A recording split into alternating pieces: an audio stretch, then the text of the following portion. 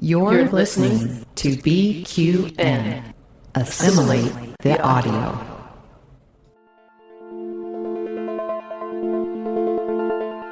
Infinite diversity.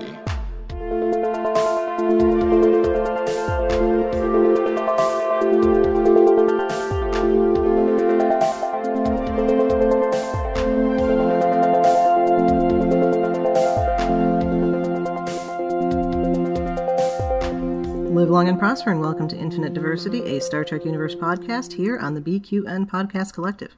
I'm your host for today, Chrissie, and joining me is my co-host, Thad. Thad, how are you doing today, and do you take sugar in your chamomile tea? Not usually, but I could probably use some of that chamomile. I was just on Star Trek The Cruise, and looks like it was a plague ship for a few people, and I was one of those people. Aww. But other than that, I'm all right, and I'm still ready to talk about Star Trek. Well, that's good. That's good. Also joining us today is BQN's own Christos Giannaris, host of What's the Tea Bev? Christos, how are you doing today? I'm doing good. Sounds like that could use a visit from Dr. Beverly. Yeah. Yeah. I don't care if she hasn't practiced in 20 years. She still could probably cure this. Oh, she's been practicing. Yeah. That's true. Yeah, we'll talk about that. That Trill Doctor's interesting. Good choice of words. Yeah. So we're going to talk about the third episode of Picard Season 3, of course. And we're going to talk about the Trek cruise. But before we do that, I'd like to take a moment to thank our Patreon patrons who make this show possible, particularly our associate producers, Carl Wonders and Justin Oser. Listeners, you can hear your name listed as one of these associate producers for a monthly subscription of just $10 at patreon.com/BQN. And with a monthly Patreon subscription of just $5, you can join our meetings of the Hive Mind on the second Saturday of each month. Watch your Patreon messages for details. All right. Tell us about the cruise, you two that were on it. Well, it was pretty great. It sounded Amazing like it, week. and it looked like it from the pictures. I mean, as I've said before, the cruise is probably my favorite week of the year. And that is, even counting the fact that I usually go to Vegas as well, I actually like the cruise even more. It is just a fantastic week of celebrating Star Trek with thousands of other people who are there for the same reason. That sounds wonderful. Yeah, I'd echo that. It's like Amy Nelson and I came up with a word for it. It's like going into the Nexus. Oh, it's, absolutely. It's just that I love it. Awesome week of just, being cut off from everything else and being around all the things that bring you joy. I just said this when we were on All Good Things, but, I've met so many people that tell me that they're introverts in their daily life, but on the Star Trek cruise, it's very easy to be extroverted because it's such a safe space. And I think that's wonderful. Yeah, no, that's absolutely fair. I think I'm probably still somewhat introverted on the cruise, but yes, I definitely am less introverted than I am in perhaps other places. And I think a big part of that is you have a common frame of reference with everyone on that ship. They are all there because they love Star Trek, so you can always talk about something with anyone on that ship because you will all want to talk about Star Trek. And if you don't, you're on the wrong boat. Yeah, I can't imagine. Well, there are actually, I don't know that there are many people that would go on their own on the cruise without the Star Trek cruise, but there are some people do bring partners and other friends, etc., who are not into Star Trek as their plus one. So that does happen. I could see that. I dragged Jay to a conference in South Dakota, the Historical Society that was doing the 150th anniversary of Lauren Goes Wilder's birthday, and he was one of the few people in the room who hadn't read the books. And I was like, I'm sorry. It's okay. I actually, two of my best friends, this was actually their second year going on the cruise. They are Star Trek fans, but not perhaps as invested as some of us are. And I convinced them to come on the cruise, honestly, because there's no kids. See, they like going on cruises, but their least favorite thing about cruises is that there's little kids running around everywhere. And the Star Trek cruise, I believe you have to be at least 14 to be on the cruise. And I think there's only 2 or 3. Yeah, the number of kids is very small. And those kids are going to be conducting themselves well, generally speaking, I would think. Because Trek kids tend to be a little more grown up, if I may make a broad generalization. And Trek parents tend to be a little more involved in their kids' lives, I think, probably. Maybe. Maybe. Certainly, if they're going to bring their kids on the Star Trek cruise, like... Yes. Yeah. Yeah. Yeah. Because it costs a lot of money to go on the cruise. Because it's way more than if you were going on a normal cruise. Because they have to pay for all these actors that are spending the week with you. Yep. But I will say, unlike a regular convention or con, the interaction you get with the actors just organically, not even if you're... I mean, I'm just talking about being out and about on the ship. I had at least 2 10-minute conversations with Todd Stashwick. Had tequila shots... Yes, had tequila shots with Denise Crosby. I got hugged and kissed goodnight by Marina Sirtis and Doug Jones. Or not Marina Sirtis, I take that back. By Doug Jones and Nana Visitor after the Bajoran Gratitude Festival. I'm just like, where else does that happen? When do you get tucked in by Doug Jones? I mean... Doug Jones was standing out on the promenade for hours at a time every night, just talking and, of course, hugging everyone who came up to him. Yeah. So what you're saying is he's the COVID vector. Yeah, it's entirely possible. It could be. It very well could be. I have COVID now, and I did hug Doug Jones on the cruise. Those two may be completely unrelated, but I can't prove it one way or the other. Yeah, thank you for taking my terrible joke for what it was. Super spreader. Now, Christos, I know you just finished up a live edition of, was it All Good Things? Yes. Where you guys did a breakdown of the cruise. So, listeners, I'll direct you over there so that poor Christos doesn't have to tell the exact same stories over and over again. Well, I don't want to bore. I know we have a lot of the same listeners, so I don't want to bore anybody. but yeah, it was a good hour. Like I think we talked for about an hour and 40 minutes, listeners. So if you really want, Calvin Wood did a very good job of making a day-by-day breakdown. So we kind of went through the cruise on a day-by-day basis. And then we also talked about some overarching themes on the cruise. Like I said, the actors wandering around and things like that. And my story about potentially being related to Marina Sirtis. So we'll just stick with that. Ooh. Oh, yeah. Well, that makes sense because she is also Greek. So, yeah. Well, and our families are from the same island and whatnot, so there's a little bit more than just that. She's like, we're related, and I'm just going with that, and I'm like, I'll take it. Yeah. You don't need more than that. If she's going for it, then you're clear. Yeah, I think Todd Stashwick, honestly, was one of my favorite things about the cruise. He was a very last-minute addition. They got him on because John Billingsley bowed out at the last minute because he wasn't feeling well. So I presume they called up Todd Stashwick and asked, hey, do you want to go on a Star Trek cruise? And he probably said yes before they finished asking. Yeah. Based on... Consider how much of a fan he is. Yeah, let's just say, based on the last couple weeks just on Twitter, where he's been just effervescent with joy about being on Star Trek, I imagine he might have even agreed to go on the cruise without being paid. I'm sure he was paid, but I think he might have actually done it if they had just said, hey, do you want to come on the cruise? Cover everything, yeah. One of the best things, like on like one of the first days of the cruise, I actually saw him just walking around taking pictures of all the nerdy signs and things, like the same way we were. And I just thought that was amazing. I love it. Yeah.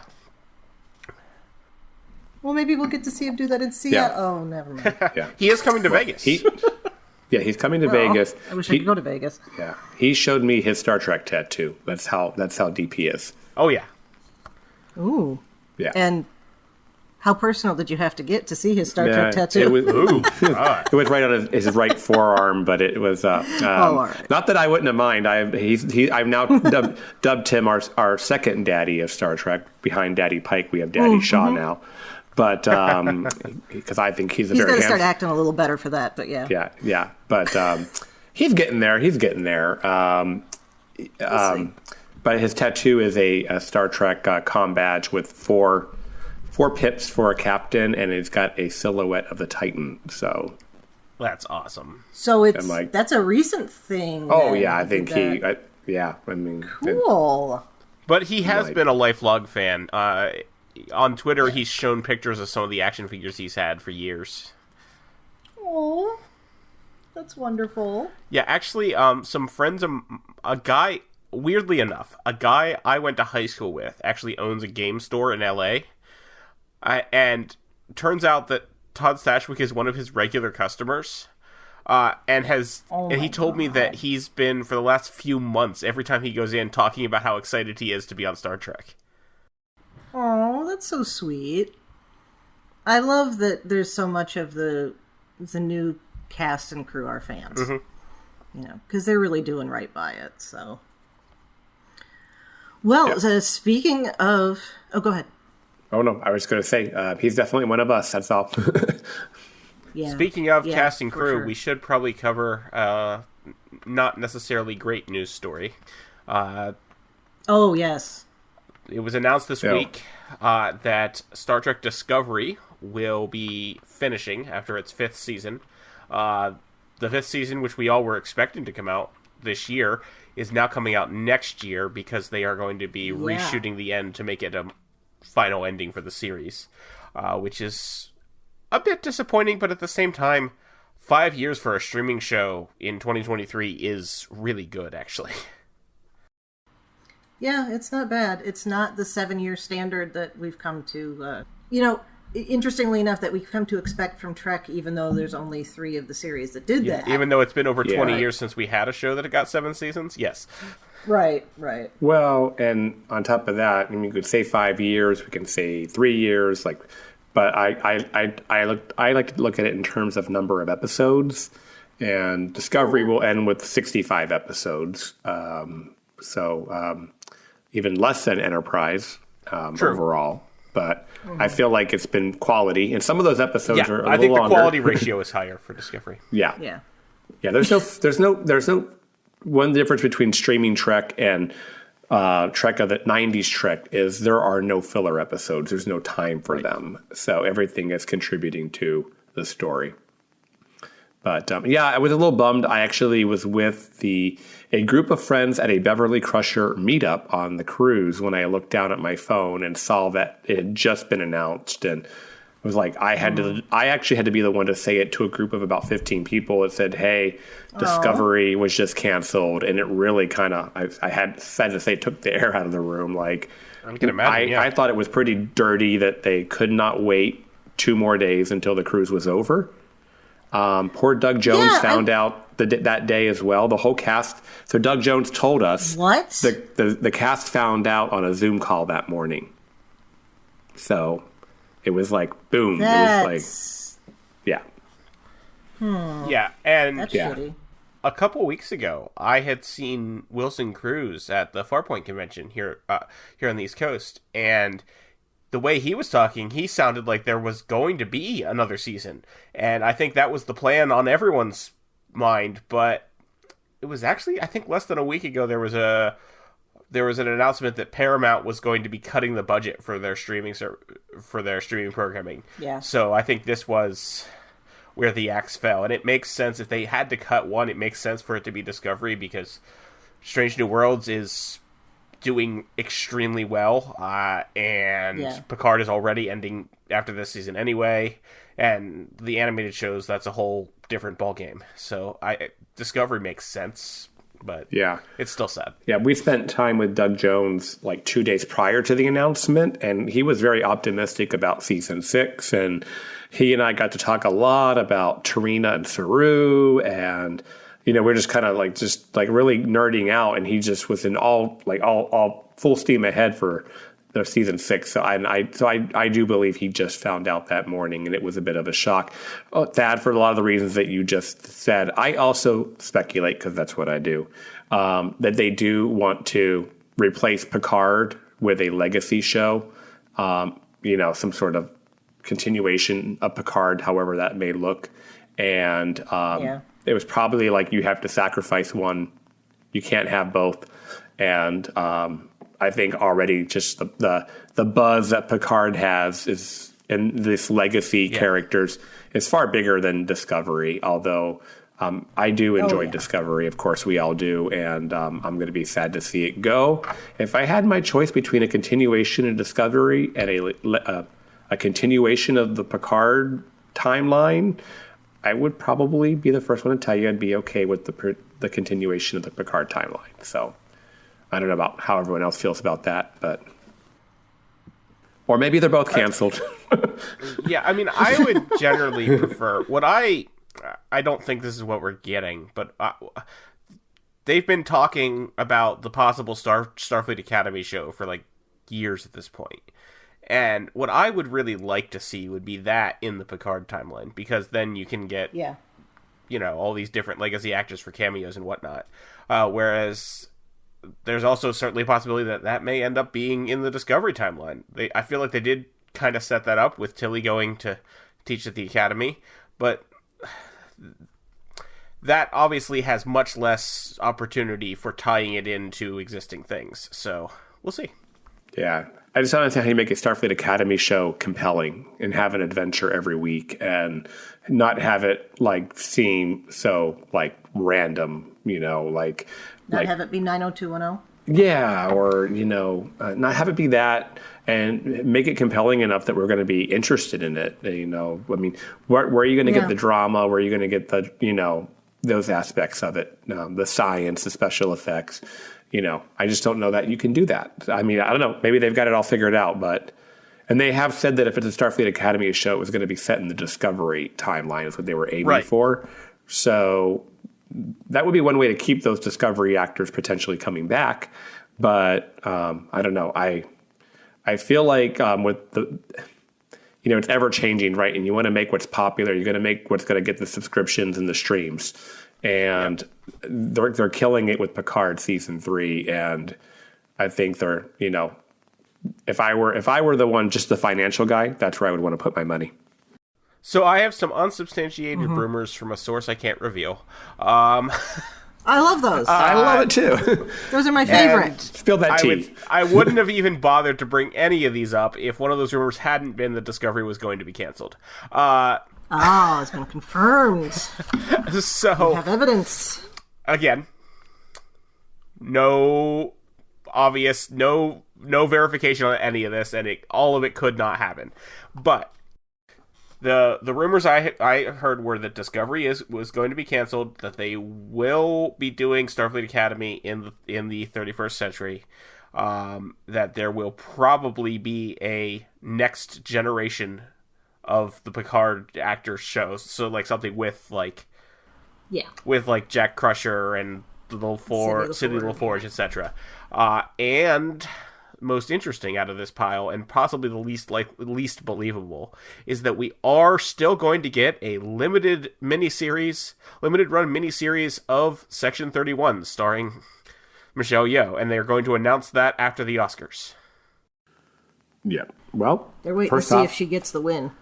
We'll see if that pays off soon, because that's that's imminent. Right. But, so if that rumor is true, we'll know one way or the other pretty quickly. Maybe they had to cancel Discovery to afford her. Well, now that she's so popular. Yeah, could be, because whether she wins or not, she will be they would be writing off the news of that regardless, because she'll be in the news and whatnot. Yeah. I've always suspected that if they got, for like ever since Everything Everywhere All at Once was released, that the only way Section 31 would be a show would be as a limited run, a movie, a 3-parter, a 6-parter, or something like that. Anthology, whatever you want to call it. Right. Yeah. Yeah, I don't see her signing on for multiple seasons of a TV show. I could see her, if they wanted to do it as a show, I could see it being set up with various characters, and then she introduces it. She's in the first adventure, and maybe she shows up once a season or something. Yeah. That'd be interesting. I want a Captain 7 show. Yeah. With civilian Dr. Jack Crusher and, Lieutenant or whatever she's going to be, Sydney LaForge. Yeah. Well, they're Rafi. Yeah, I mean, we may see the continued adventures of the Titan, with Captain Seven. Yeah. And emergency holographic Rios. Yeah. I want to see that. I heard somebody was saying that Raffi does not have La Sirena, that's another ship that looks like La Sirena. No. Like, why would they bother changing it to a different ship? No, that's La Sirena. That makes no sense. Yeah. No, it doesn't. Well, since we're talking about this now, we probably could get into the episode. I guess. Ooh. Yeah, all right. So, Picard, Season 3, Episode 3, 17 seconds. Mm-hmm. Which is an astonishingly long amount of time when you think about it in the context that it's given. Yeah. So, Christos, initial thoughts, first impressions of this episode. Well, first off, I had to wait several weeks to continue the story because I did see the premiere. And so I saw that. So it was my 3 weeks later between the time I saw the first 2 episodes to getting to see where things continue. Talk about riveting drama, action, beautiful are words. I mean, that just come to my mind. I love the special effects. I love the music. I love the drama. I mean, I'm sure we're going to get deep into it, but like the scene with Jean-Luc and Beverly, with some of the most powerful. I think it's some of the best material they've ever given Gates McFadden in Star Trek. And the performance was right there with it. I loved too this is the first time I was really into both storylines equally. And what I mean by that is we've had the Rafi side of the story and the Titan side of the story. Yeah. And of course I've been watching the Rafi side and it's okay. But like back to the Titan. This was the first episode that I was like, I want to know what's going on both sides. So, yes, this was definitely a 10 out of 10 episode for me. Awesome. And I should say, I meant to start with this. I'm glad that we got you on for this episode because we all owe you an apology for not believing you when you were absolutely sure that his name just fell out of my head. The actor was going to be Picard's son. Ed Spears. Oh. Ed Spears, yeah. Like the moment they cast him, you're like, oh, he's going to be Picard's son. Oh, yeah. And I'm like, no, he's not. No, he's not. And you were right. So go Christos. What do I get? Yeah. Our gratitude.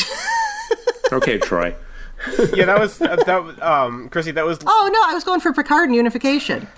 Oh. A cloaked ship is no small favor. Yeah. And then literally our the gratitude. First thing I said to Christos when I saw him at the hotel the night before the cruise was, we owe you an apology. Well, you were right on. So credit where credit is due. Always, always. So yeah. Oh, trust me, there's plenty I've gotten wrong too. Well, that's being human, but I'm not going to bring that up. There's no reason to bring that up. All right, Thad, what were your initial thoughts, first impressions of this episode? It was a nail biter, and it had me hooked from start to finish. I mean,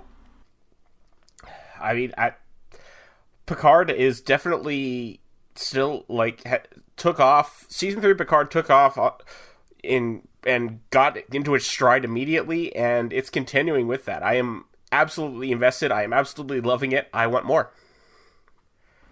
Yeah. I can't disagree with any of that. So yeah. Oh, and we did get to watch this on the cruise in a giant theater filled with other Trekkies and with an introduction by Todd Stashwick, which was great. Especially what I found especially great was that the moment of the reveal when Worf asks the Changeling, how long has it been since the Great Link? The reaction in the crowd was incredible. It would, yeah. I can't imagine. That's awesome. I've been watching it with my parents, and it's like dragging my father into watching it because he was not enthused with the last 2 seasons. And I'm like, no, this is better, I swear. And my mother watched very little of DS9, very little of Voyager, so she knows 7 from this. She doesn't know anything about the Changelings. Like, I'm going to have to totally explain the Dominion War to her at some point. But it was just funny because I was like, oh, did you see what happened with that? And my dad's like, he's a changeling. And my mother's just, what? Explain this to me. So, yeah. Anyway. Yeah, so we start out in the middle of the action. But then we have a bit of a lull, and we get the story of Thaddeus's birth, and a little bit of a sitcom moment with Troy. So Paramount still doesn't have Disney money when it comes to CGI de-aging. Oh, God.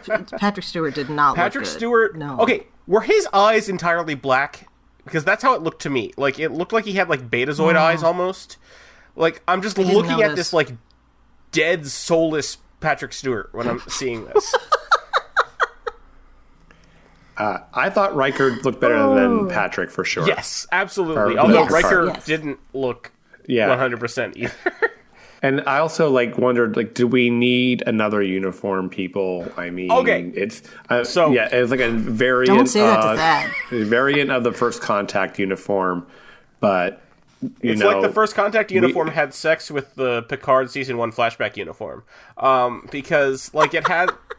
So it had, like, the dip in the front, like the regular uniforms from Season 1 of Picard, but then it also had, like, the separate bar underneath the shoulder yoke, like the flashback ones, and in the style of the First Contact uniform. And my big complaint with this uniform is, yes, we didn't need another uniform, but also, we already know from the photo that they showed in Nepenthe that they were wearing the Picard Season 1 flashback uniforms when Thaddeus was born. So... Well, Picard was. No, there's one with Riker and Troy holding him as well. Oh, okay. Sorry. Forgot that. So... I mean... Yeah. I mean, maybe they were getting the new uniforms tomorrow, kind of thing. Like, hey, it's last day. There was no need to do this, is my point. Like, why did they bother creating a brand new uniform, which is admittedly just a mashup of existing uniforms, for this one scene? Merchandising. Particularly because... Yeah, that's it. Particularly because he didn't need to be in uniform. Yeah. You know... So they were actually he could have been wearing the jacket he was wearing in the first episode or whatever. Yeah, they were in a public space, not on Starfleet property or anything, so he could have been in civilian clothes really easily. I didn't even notice it was that different of a uniform, but that's my I mean, it was a very dark scene too. The physically dark, and a good way to reuse the 10 forward set one more time because. They already had an existing set. It's kind of funny. The scene was almost not necessary because I still think if you had not seen that scene when Picard's in the turbo lift and the journey between him getting the news on the bridge, not to flash forward, but and then getting Riker telling him to go and he goes down the turbo lift, and then the scene with Beverly saving Jack and Picard watching. First off, I cried like a baby. And then secondly, just like you get what's happening there. You get that Picard is accepting Jack as his son and having that what am I looking for? That unquestioning love for his son. That all happened in that scene. So I don't know that we needed the flashback to make us understand the allegory of what was happening there. And the Troy cut in. I mean, was that Marina or was that Deanna? I mean, that felt more like Marina. I felt like that was more like Marina. She didn't even sound like. She sounded like Marina. That's what I thought. Yeah. Yeah, and since when does Marina care about just complaining like that and nagging and bring the whiskey? Sound like Troy. Yeah, I mean, it was I out of laughed to character. bring the whiskey, but yes. Yeah. Also, why would she have the baby in engineering? Why? No reason for that. Yeah. It felt sitcom-y. I didn't care for it, And that went with the joke about, Picard going on and finally saying that, the loving parent would be Thad's mother. Yeah. Which is another old joke. Yeah. Like I said, I liked it. It was fine. And you say that exact word, and then my mind immediately thinks, what about my mother? I'm sure your mother's a lovely person, but she's not Deanna Troi. Excuse me. I should say Thaddeus in total so that we know who we're talking about here. Well, my mother would not want the whiskey, I can tell you that much. Well, since mentalities change, I've been told after childbirth, but yeah. Right. Yeah, I agree about how you don't necessarily need the flashback. It's a little bit of levity amidst a lot of heavy. Mm-hmm. But unless they tie this back to, like, what killed Thaddeus, I don't really see why we needed to know that. Yeah. But, yeah. It was to set up the scene with Picard in the elevator. Yeah. I think it worked pretty well, personally. It works, it just wasn't necessarily needed. It may help a little bit in retrospect, too, because, we do hear a lot. We do see a lot of Riker's pain of having lost his son, and it's a recurring theme throughout the episode of, hey, as he's trying to counsel Jean-Luc, like, hey, this is your son. I would give anything to have my son back, so don't blow your chance at a son, and there's a lot of that. So it might just be kind of a way to remind the audience that Riker had a son, too. Yeah. You know what? That's a point, because there was an expectation that people who did not watch season 1 and 2 were going to watch this season. Yes, so maybe that's... And it's happening. Yeah. Oh, yeah. Yeah. So it's the same reason that in the first episode, Picard said, we're going back to Titan, your old command, as if, Yeah. You need to be told that. Yeah, it's exposition. That's the word I was looking for. And then we get the story with Jack. And I'm bouncing around a little bit here, but let's get into that, because that really is some of the meat of the episode. This 2 really heavy hits in this episode. Yeah. I don't know how I feel about this. I don't know if I'm pissed at Beverly. I don't know if I think she was right. I don't know if I think she was wrong. I don't know where to go with it at all. No, you know what? I do know she was wrong in some ways. I don't think she thought she was wrong.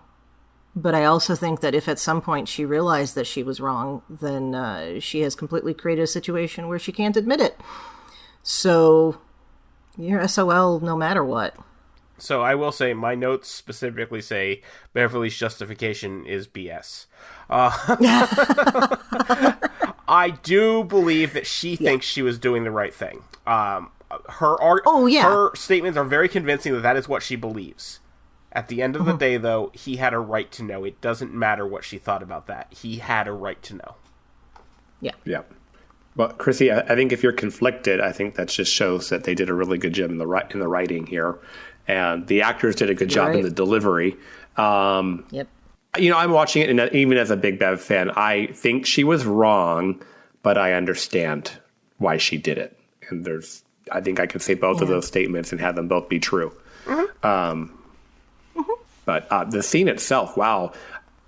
There's so much to it. The way they start off on opposite sides of the room and slowly get closer as the conversation goes on. I love how just in a 3-minute scene that we get so much more of what happened. And even, I don't want to say retcon, but, to find out that they were on again, off again 5 times over the course of however long. So all that time we thought that maybe they were fooling around. We kind of find out they were fooling around, because they definitely, like, at the end of All Good Things, I mean, in the All Good Things current present day timeline, they're obviously making out in the ready room. So, and that's not an alternate timeline. The Picard Beverly shippers that were out there basically got it all confirmed that, yes, that was going on all along. I liked it when Riker said, I watched you being cooked up for about 20 years. That was beautiful. That scene with him just watching him walk back and forth. And then the feel free to call me captain. That was... yes, that was great. Yeah. Yeah, I feel like that's going to be the thing. Every one of the crew they run into, they're going to be like, oh, well, that makes sense. Okay. Yep. Next, Yeah. I like the Beverly's little journey since she first shows up on the bridge at the end of the last episode to where we see her at the end of this episode. If you notice, when she shows up on the bridge, she's just wearing this black shirt that she was wearing underneath her jacket on the Ilios. By the time she's downstairs, she's now got a comm badge on. And then by the time she's working on Shaw, she's wearing a blue Navy doctor's coat and her comm badge is on. So she's transforming back to Starfleet Dr. Beverly Crusher a little bit as this episode goes. So there's something to keep an eye on. As the scenes go, there's like more of her outfit being added on. Yeah. I hadn't noticed that. That's cool. Yeah, it's I'm like, oh, she's wearing a blue coat. It's really dark because the show's freaking dark, but it's a dark navy. But I'm like, she's got a lab coat on, and I'm glad that there's blue lab coats because Dr. Oak's white coat just really seems weird. There's some production choices there, but I love Beverly's part about I lost my parents, I lost my husband, I lost my son Wesley, and all to the stars that own you. And I'm like, okay, there are moments there that you're feeling sympathy for her. But yes, I agree that it doesn't excuse it, that it's she was wrong, but I could see, and she does outline that many times she almost told him. Even if she wanted to do the Carol Marcus route and tell Picard, you have a son, but I'm concerned about all this, and I don't want... I want to raise him without you and not attached to you because of the possible danger, then I would have been more okay with it. But the fact that she didn't tell him any of it just really rubs me the wrong way. And she says it was, what did she say, 2 months before she left the Enterprise? Was that shore leave? So, I mean, you get the impression that shore leave was the last time they saw each other, but unless they didn't cross paths, I guess he was doing other stuff. I think it was the last time they saw each other outside of a professional interaction. They read it that way. Yeah, they broke up romantically on that shore leave, apparently, is what they were saying. But, obviously she would have left the Enterprise and there would have been some goodbye. But,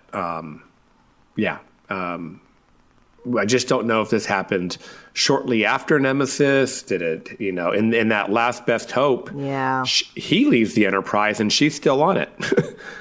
Right. Well, and that's what I was thinking, was that he wasn't on the Enterprise at that point. Well, as we all know, these novels are only canon until the show tells us something different. So Right. Yeah. Right.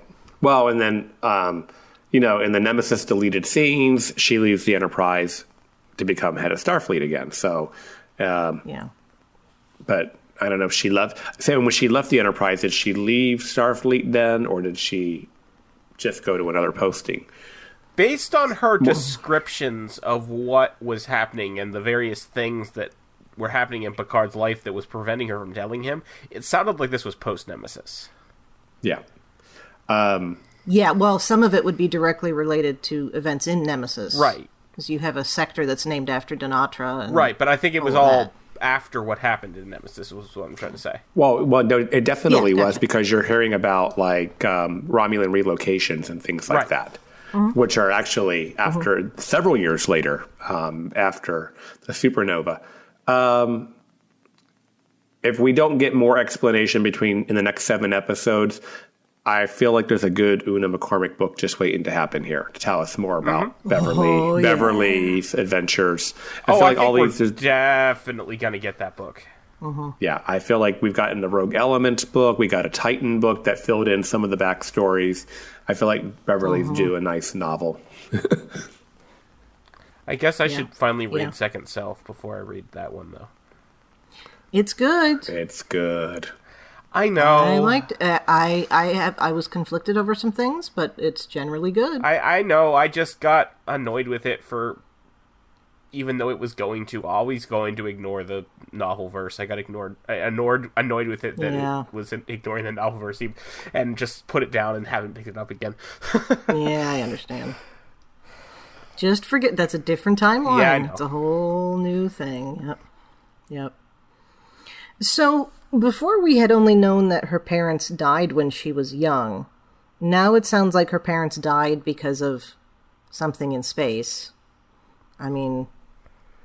I don't think we ever knew exactly what happened to them.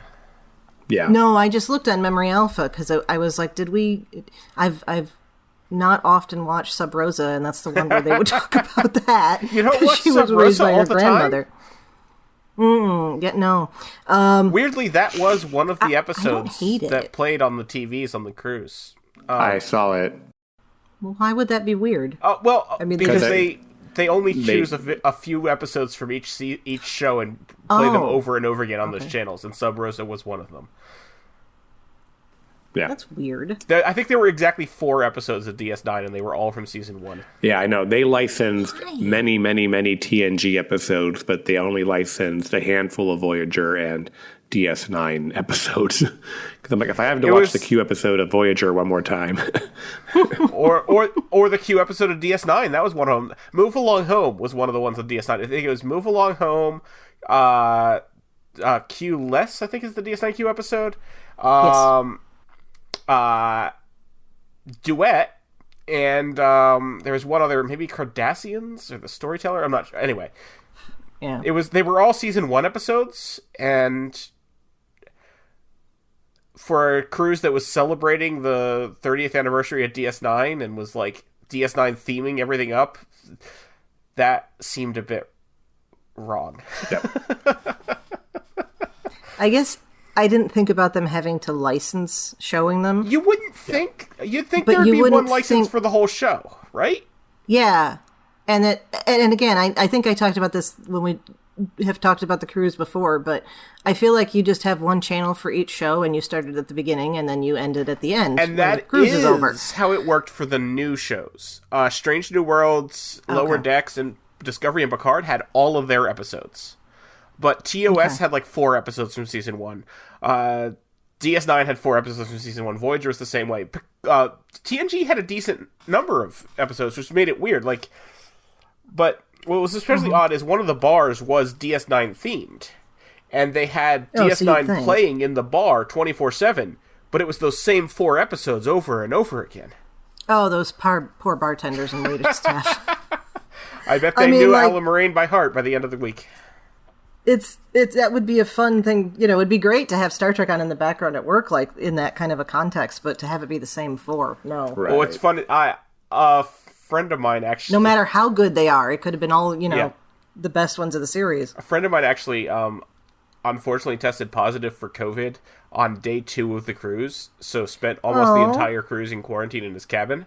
That sucks. And, yeah, he was lamenting that it wouldn't be so bad if the TV played more episodes of Star Trek. In other words, if I were home with my streaming services, Right. I'd actually be in better shape. And I'm guessing that the internet was expensive. You're not going to be streaming on the ship. Well, I mean, actually, he probably would have had internet because everyone who rebooked before the cruise last year got internet for free this year. Oh, that's good. And you could you could stream sometimes on it, I'll say. The internet was way better this year than it had been in previous cruises because they've upgraded. Okay. They're using Starlink now, the Elon Musk thing. Oh, lovely. Yeah, but it does work better than other satellite internet. Okay. So it was better, but it still wasn't like super great. Okay. Interesting. But you can't connect anything to the TVs in the rooms. They've locked them down. You can't hook anything up over HDMI and watch whatever you want on the TV. They have it completely locked down. Okay. I guess. I don't know. I go everywhere with my computer, so... Yeah, no, and that's how I do it in hotel rooms all the time. But no, you cannot change the input on those TVs. That's weird. Anyway, sorry for that tangent. Okay. No, that's all right. I was trying to think of... Oh, we were talking about Second Self. That was what... Oh, no, we were talking about Beverly's parents. Yes. Oh, yeah, that's right. So, That's right. So Beverly's parents, she took a lot of loss to Starfleet, or, space. And she's guarded. But it's kind of funny. They seem to, put the conversation down and then start to talk about what's going on now. And they pivot to Vadic and what's going on, and why is this going on? And Beverly's like, I don't know. She basically gets to, I think they're after you, Jean-Luc. I think this is all about, which doesn't quite jive with then why does Beverly call Jean-Luc? Because, she says he's the only one she could trust. Yeah. The whole 20-some-odd years that she hadn't talked to him, yeah. I think there's she more hasn't going made on. any other friends she can trust in those 20 years, apparently. Yeah. I had speculated that Beverly had suspected changelings at one point, because why else does she literally vaporize those beings that are on her ship in the first episode? She literally made sure they were gone. And it was hinted at there with the residue or whatever that was left and things like that, but maybe not. Yeah, maybe we didn't get a good look at the residue on La Sirena, so it could have been the same. Yeah, it looked like that same puff, though. When he vaporized the changeling, it kind of made that same effect as when Beverly vaporized the guy and on the Ilios. Yeah. So are those changelings? Are those guys on Vadic's ship changelings? Is Vadic a Vorta of some sort? I hadn't thought of that. I don't know. A Vorta Vadic. That could be. Vorta Vadic. Yeah. Or Vadic could also be a changeling for all we know. Oh, yeah. Although I feel like it's taken on an interesting persona. That's true. I guess, Now I kind of wish Vadic was Jeffrey Combs. Well, that would have been a dead giveaway. Yeah, that would have been. You can't do that. Yeah. God. Well, now that we know, Wei Yun's going to come out and advise Vadic in the next episode. Yeah, probably. That could be another one of your deep cuts that we got coming. They said we got plenty. We got some more. We got some more coming. That's going to tie us back to these other shows. Yep. Yeah. Yeah. I mean, we still don't know what Moriarty's doing. Yes, that's we a still very don't good know point. What's going on with Lore and the other Soon-type androids if we're seeing more than Lore's one. got to be what they stole from Daystrom, right? Yep. I agree. One would think. Well, and then that would be that might explain why Moriarty is getting involved, because he's going to have that idea of you were Moriarty designed to beat Data. Yeah, I want to say now I forget who it was, but the guest on Weekly Trek, the most recent Weekly Trek, their prediction was that they were going to use Lore to take down Moriarty, or use Moriarty to take down Lore. Yeah. Yeah. That was a speculation months ago on What's the T-Bab, guys. Just gotta listen. Oh, okay. Yes, it was. No, that's true. That's true. That is true. And here's where Again, shamefully admit that I have not listened. No, I'm just being. I'm behind, but yes. No, you're good. You're good. I'm being funny. No, the only reason I think you're totally right on the Lore thing, that is because those Star Trek logs dropped right before the first episode, they said that Lore was in storage at Daystrom Station. Okay. Yeah. Yeah, so we know Lore was there, because last time we saw him, he was disassembled on the Enterprise. So, and Descent 2. So we know he got moved on to Daystrom. And then there was obviously a big break-in at Daystrom, and the portal weapon was just a distraction. But man, what a big distraction.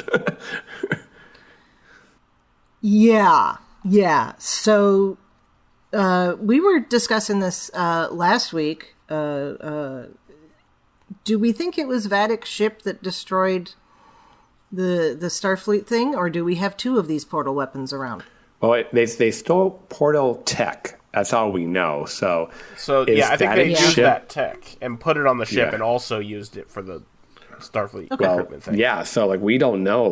This is this operation much bigger than the Shrike? Is there multiple? Obviously, there's changelings everywhere. They're on Metallus Prime. They're on the Titan, and I'm sure they were trying to track down Jack and the Ilios for all that time. So I think there's multiple things going on with changelings. It kind of reminded me of the DS9 episode Paradise Lost.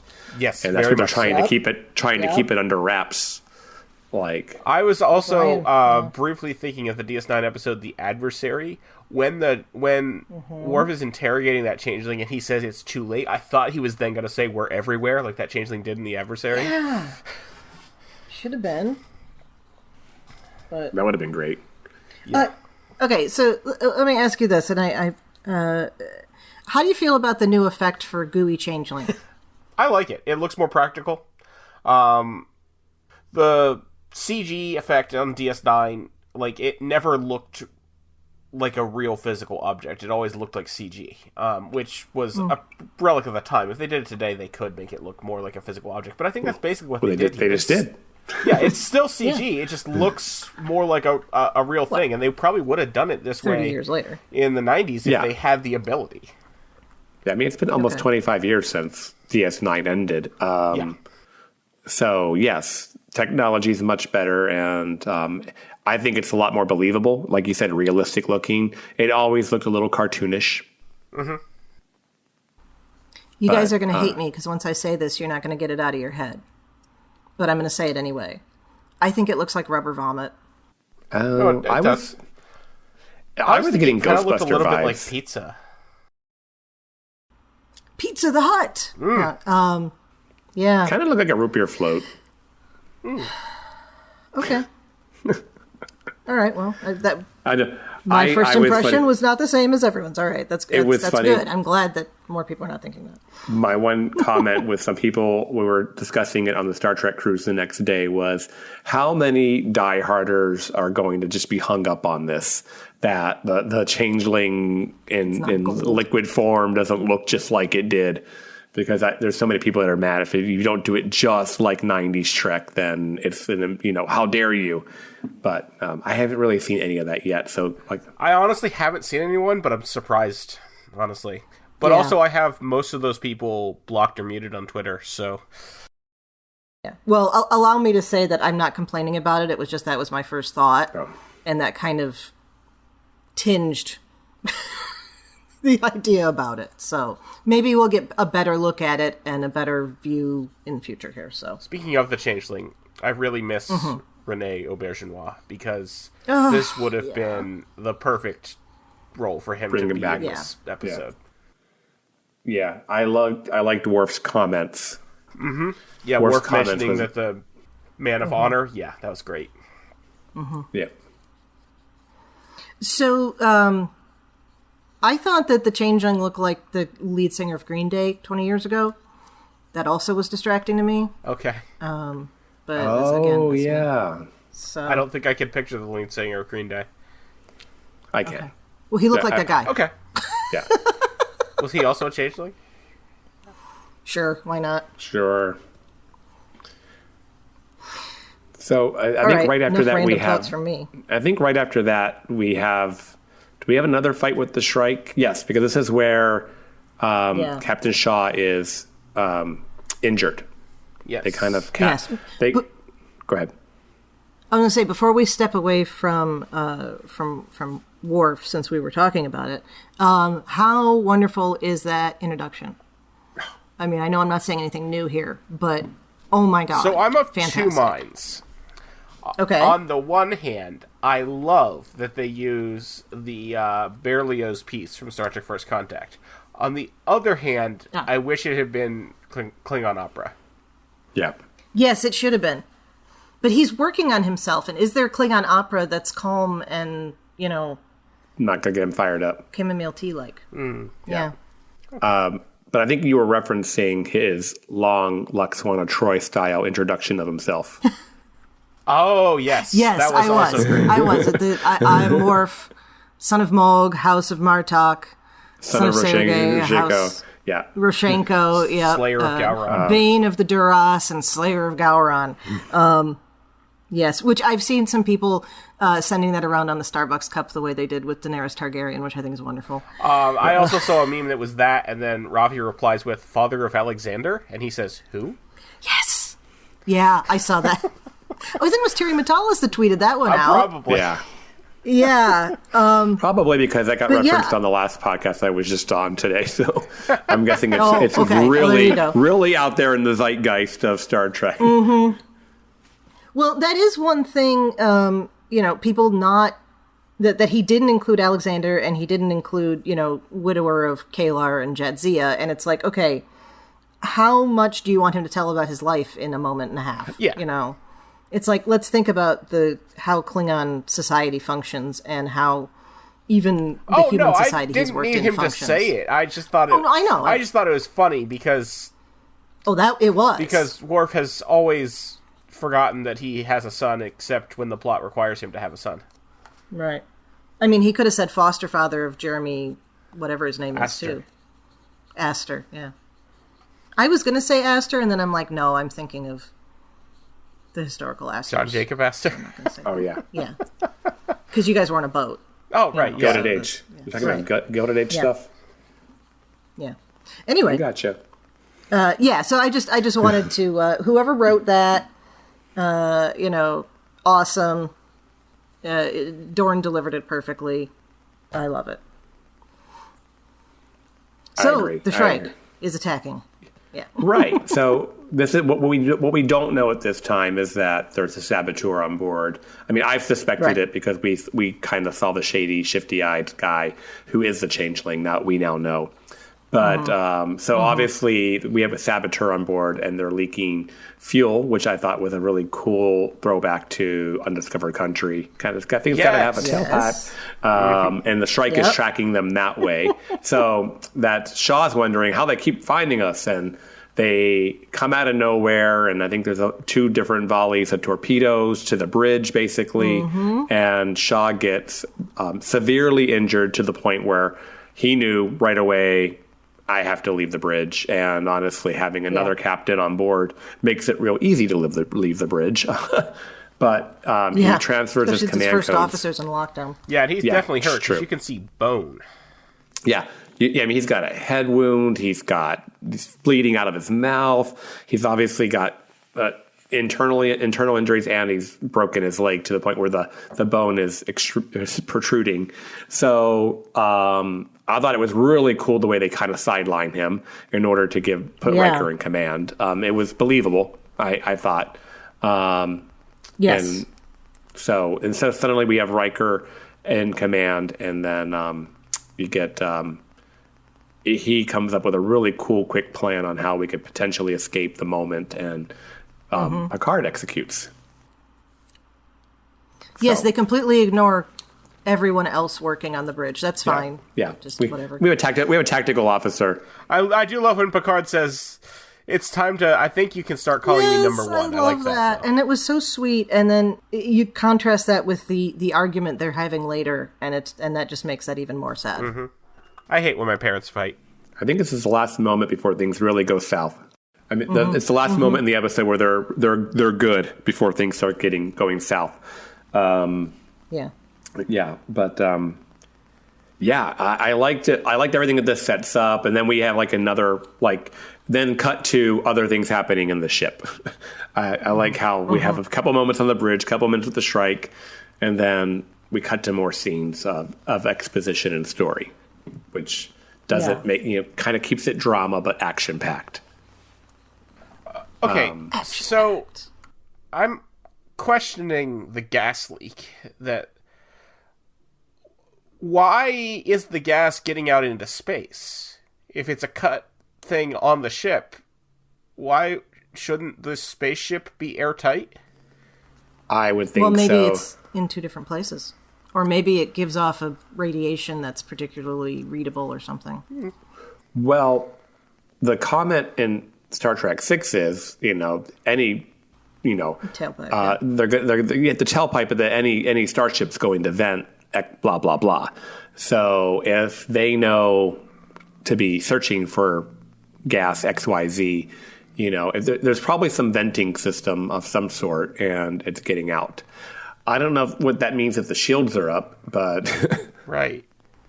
Well, if the system reads toxic gases, it's going to try to remove them. Yeah. Okay. And the quickest and easiest way to do that would be to vent it out into space. Okay, so when they get out of the area with where the sensors are damaged, so once the gas escapes from the area where the sensors are damaged, then the environmental systems there are going to vent it.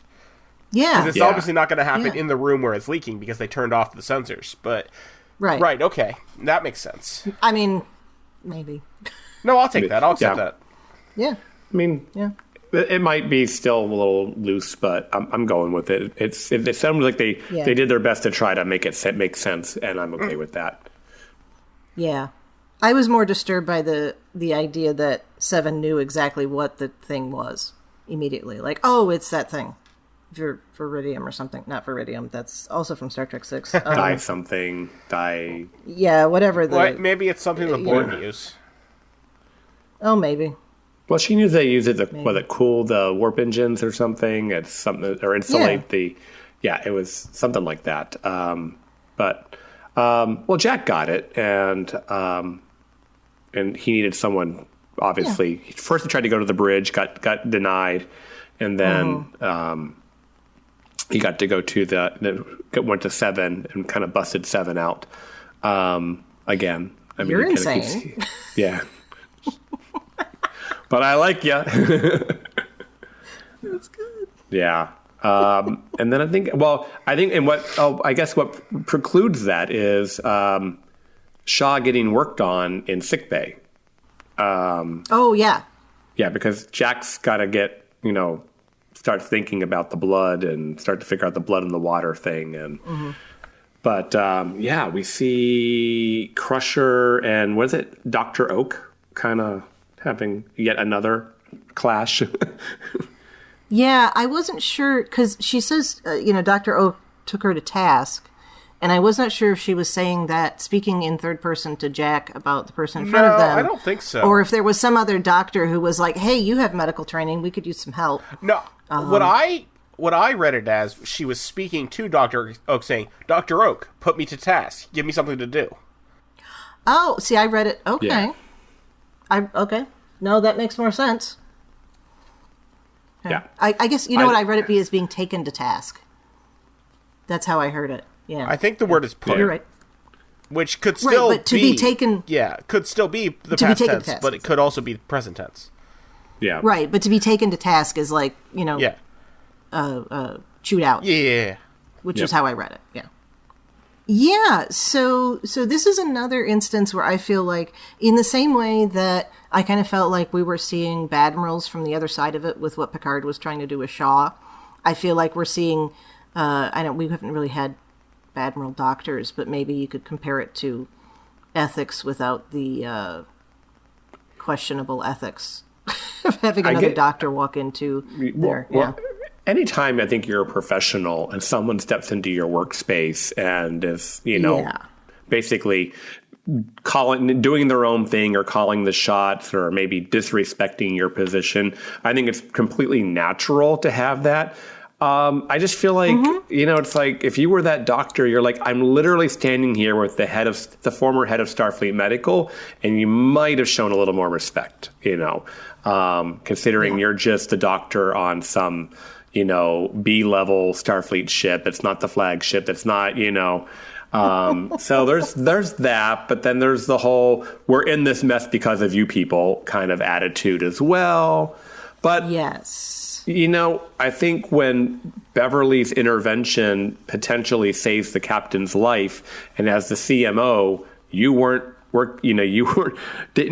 catching what was wrong with the captain, you might have back off and be humbled a little bit and just say, okay, this woman obviously knows what she's doing, and I need to, hopefully that might be the end of that right there, because, if the captain, if you're that doctor, you're like, oh God, I didn't catch that, and he easily could have died. So I need to shut up and be thankful. Or some people become even more resentful. Yeah. I think actually then what you were talking about with her earlier with the doctor makes more sense, because she's saying, give me something to do, place me in your command structure. Yeah. And that way you'll be more comfortable with my acting on this. Yeah, I like that. Because that's what she would have done. If, I mean, in an emergency, Leonard McCoy just like walked into hers. Yeah. I mean, just like she puts the doctor in ethics to work because they have a big evacuation. Every hand helps.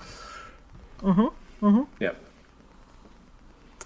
But that sets up the scene with Jack and talking to Shaw, and it puts the seed in his head to, why are they finding us, and, blood in the water, gas is the blood, and, and that whole thing with Seven happens. Yeah. Yeah. Right. I feel like this is yet another place where we've got best of both worlds vibes. The question of is Riker being too cautious, and that's part of the conflict between the two of them. And again, I'm glad that our big baddie doesn't appear to be the Borg. Oh yeah, because there's a lot of Borg references for it not being the Borg. Yeah, I think what we don't know about Shaw yet is he's got Borg damage, PTSD. There's a ship in the end credits called the Constance, I think, that basically showing critical damage at Wolf 359. I'm gonna assume I'm gonna go out on a limb. Here's another Christos what's the T-best speculation that he lost somebody, or I think Shaw's too young to have been at Wolf 359 because that would have been like 30 years ago, but. Or if he was a very young ensign, maybe. But so that could be, or maybe he had a parent serve on the Constance and lost him. Some way to give him that same Cisco feeling toward Jean-Luc and the Borg in general. Yeah, because he's definitely resentful of the Borg, and it is very particular toward Locutus. Yeah, it seems like. Todd Stashwick did say something like, just wait, when I brought that up. Okay, good. Well, no spoiler there, but I think he just basically was indicating that there will be more revealed. Yeah, I don't feel like, that's only a spoiler in so much as like, oh, did you not notice how he reacted and called out them, Seven and Picard being ex-Borg? So yeah, and not letting Seven use her chosen name. Yeah, there's a lovely little allegory here that to trans people is, yeah, and that's and it's important because you see that she's got a connection with Sidney LaForge. Oh yeah, because she uses her desired name, and so that I think is gonna yet another reason that I feel like this is going to turn into a Captain Seven of the Titan. But we'll see. Yeah, I'm hoping so. I like what little bit of Sidney LaForge we've seen. Mm-hmm. Yeah. Mm-hmm. Yeah, I'm hoping that this is not the only season we get her, because she's got legacy character written all over her. Oh yeah. Fresh young actor. Oh yeah. Well, they did mention one thing. I think I'm kind of looking at your show notes here, and we did buzz past that they the nebula, electrical and biological signatures. That was identified, I think, in the prior scene after Shaw was hurt, or right before. So yeah, is this nebula alive? Is it a being? We've also seen some things in the in the trailers and stuff where it's big blue light and they look disoriented, and so is there something in this quote unquote gravity well? Are they in V'ger? Yeah. I'm enjoying the movie callbacks, but that might be a little much. Well, when we left them at the end of this episode, they were falling out of control toward the middle. So I have a feeling answers are coming. Yeah. And whatever it is, the Shrike is afraid they won't follow. No. But, I mean, if there's like a gravity well at the center of it, I guess I wouldn't follow either. I think they figure they'll just be smooshed, And the next episode is called No Win Scenario, so that feels really good about being in a nebula with no power and all of that. But we know there's more episodes, so I guess they're probably not all going to die. Yeah. Well, one thing I'm also thinking back to, what little bit, I think we've seen probably 80+% in the on screen now of what's been shown in the trailers, which is very typical for shows. They show you the stuff from early on. One thing we haven't seen is basically that shot of the Titan kind of being dead in the water with a bunch of debris around it. So I have a feeling that's from next week. Yeah. Yeah. Yeah, probably. All right.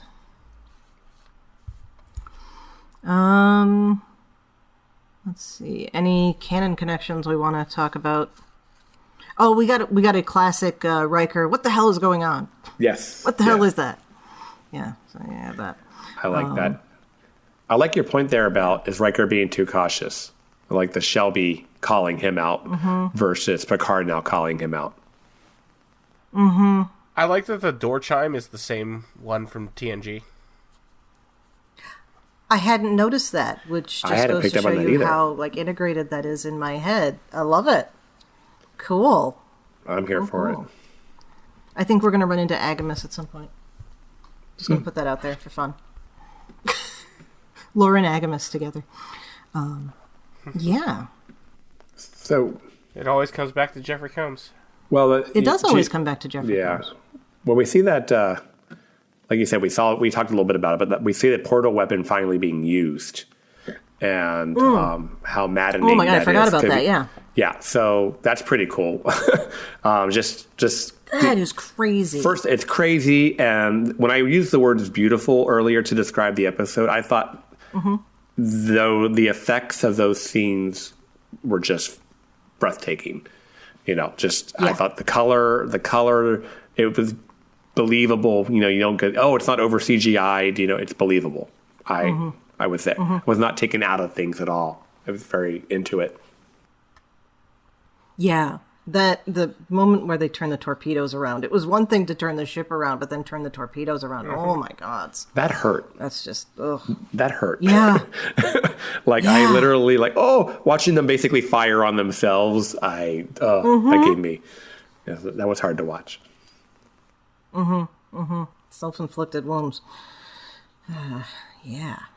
I think the only thing we didn't really kick too much was the good cop, bad cop between Rafaela, which I love that Worf is calling her Rafaela. Yes. There is a lot there in that interrogation scene. I thought that. I know we touched on it a little bit, but they have great chemistry together. I think Michael Dorn and Michelle Hurd.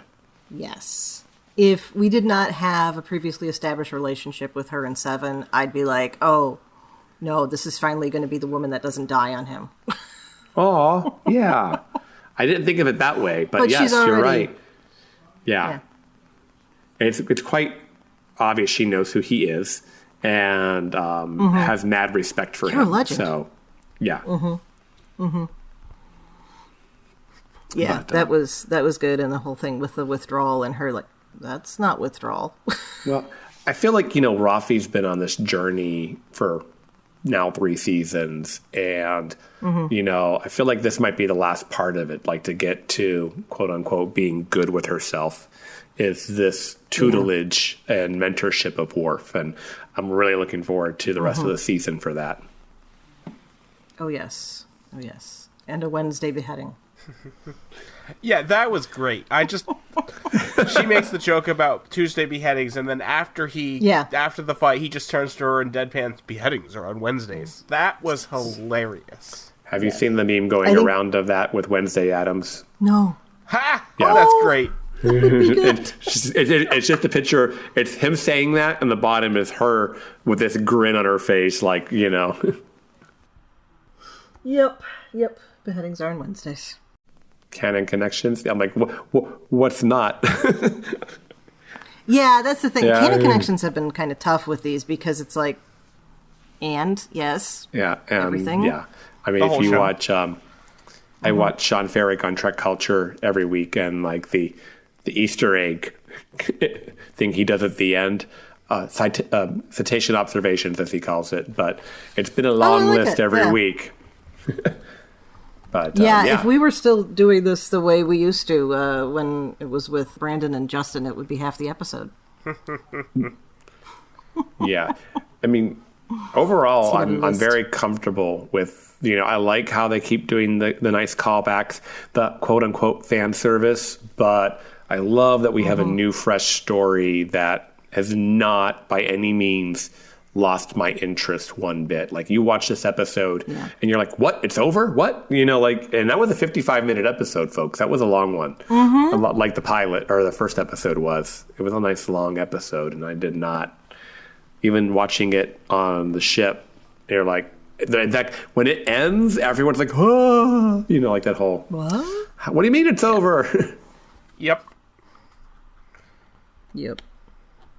Yes, this is good episodic, but I think it's also gonna be really good binged. Yes. It's just gonna flow right. Well, it really is. I mean, it is now making it very clear to me that this is a 10-part movie. It's not just like prior seasons.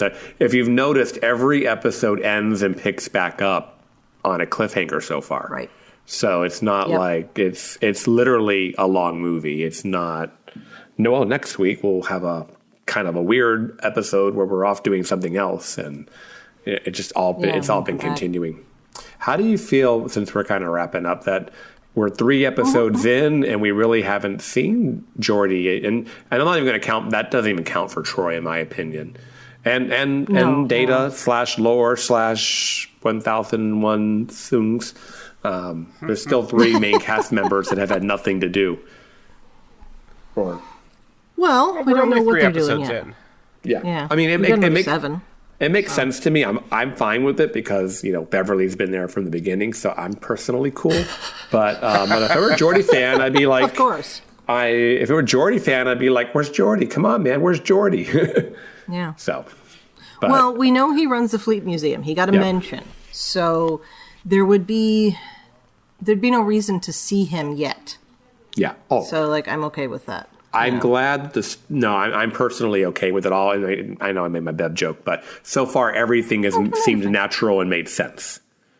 Like, okay, now we know. So one way or another, they got to get out of this nebula, and that before I think we're going to see Troy and we're going to see Geordi and that. So I don't know where something's going to happen. Hopefully in the next episode or so. But they've got to get out of this situation. I don't think Geordi's at the middle of the nebula. I will say that. Probably not. No. That's a pretty safe bet. I think I'm right there with you. Yeah. Well, all right. Christos, thank you so much for joining us for the discussion today. This was a lot of fun. Where can listeners find you online and pitch all of the shows that you're on lately? I know, right? Well, first off, you can find me on Facebook in the BQN Collective, as always. You can find me on Instagram and Twitter at GreekGeekSD or at What's the T-Bev. And you can also find me podcasting on All Good Things with Mark White, Amy Nelson, and Kelvin Wood. And on, I guess, upcoming, we'll call it season 2 of What's the T-Bev in the next week or two, or catch the prior 12 episodes that are out there already. Yeah, on either YouTube and thank you guys once again for having me on. Thanks for coming on. Yeah. Yeah, I guess it's fair to say, too, for your listeners, What's the T-Bev is actually both available as an audio podcast or on its own YouTube channel at What's the T-Bev. So I may be merging it in with I may merge it in with, or at least post double with, there's now a BQN network YouTube channel set up because all Galaxy Class is now broadcasting weekly live, and so I know, maybe we'll see. But right now, find it at What's the T-Bev. Yeah, I think things are moving in that direction. Listeners, I don't anticipate doing Infinite Diversity live anytime soon. So yeah, we're old and stuck in our ways. Yes, we are. We do audio only. Right. So, Thad, where can people find you when you're not hunting down the metaphorical blood in the water? Best place to find me is on Twitter, where I am at Tyrannicus. That's TYRANICUS. You can also hear me on the podcast I do with my friend Carl called License to Spiel. That's licensed with a C like the British spell it, where we talk about James Bond and James Bond adjacent things. I think our most recent episode was about the Melissa McCarthy movie Spy. Interesting. Chrissie, where can people find you when you're not explaining why you never told the father of your child about your child's existence? Right, anyway, so in addition here on Infinite Diversity, you can find me on History with the Szilagyi here on the BQN, and that's our twice-weekly short history podcast I do with my fellow historian partner, Jason, with whom I don't have any children, and I don't have children with anyone else either. I'm also happy to chat about our shows at the BQN Collective on Facebook, and I'm on Twitter at the Goddess Livia, that's TheGoddessLivia, where I tweet about Star Trek history and leftist politics. And I'm going to go from here, and we're going to be doing a little discussion about Mel Brooks' History of the World Part 1. Nice. Because Mel Brooks' History of the World Part 2 premieres tomorrow on Hulu, and that's just going to be fun. So we're going to... I'm not going to say that we will have episodes each week, or each day of the week, because there's an hour dropping each day this week, and it's just, that's going to be it. But we'll... by the end of the week, beginning of next, we'll have some discussion on those too. So excellent. Yeah, it should be fun.